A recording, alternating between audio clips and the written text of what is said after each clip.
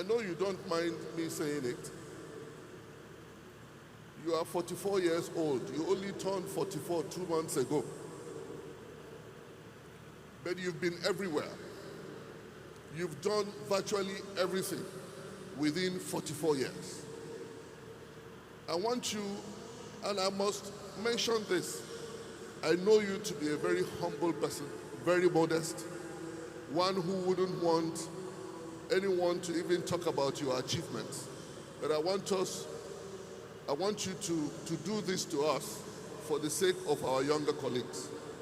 Tell us a bit about yourself, how, by the grace of God, you charted a course for yourself and built the career to bring you to where you are today. So when I finished my wonderful presentation, one of the feedbacks I got from the people assessing was, although it was technically sound, it was not financially viable. So that kind of made me wonder, what does this mean? Because I thought I was doing very well, because by then I already knew I had a distinction. So why would I get a feedback that said this was not financially viable? So at that point, I went back to the university and I asked my tutor, what is this financial viability? What does it mean?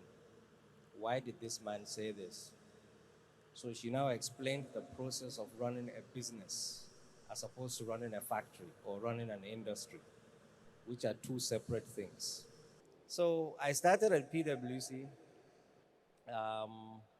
in the Milton Keynes office, and I didn't know debit, I didn't know credit, I didn't know anything. I just showed up, and I remember somebody saying the numbers must balance, and I said, well, and then later in accounting, there's something called a suspense account. So if you don't know where to put it, dump it in suspense and reconcile later. But so all these things, we were learning it. And I was lucky.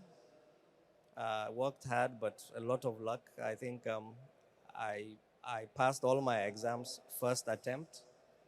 I've never failed an accountancy exam, and I became exam qualified um, maybe 2 years later, a year and a half, 2 years later, but I passed all my exams.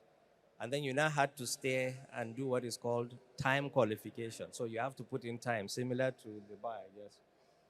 You had masters already. You moved to become a chartered accountant.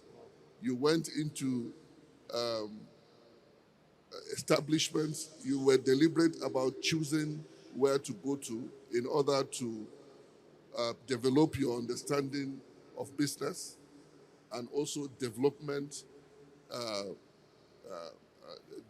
developmental issues, and you went into all of these things that you talked about. What you also have just said here is that we have all that it takes in this country to get it right, to chart the course for Nigeria's nation building.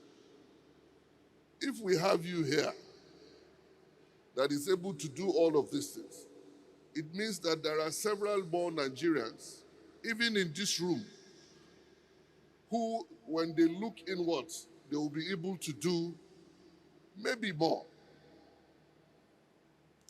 Just talk to us about these three areas, what you have done, in a way to let us know that it is possible to deal with the issues that we are faced with in this country. One of the things that are key, very important, is to be open-minded. There's always a cause and effect factor to any activity that happens. And so I always have an open mind attitude to any challenge that confronts me. I don't know anything, and that's why on any situation that arises, but what you do is as soon as you are confronted with a situation, you quickly start looking for the right people.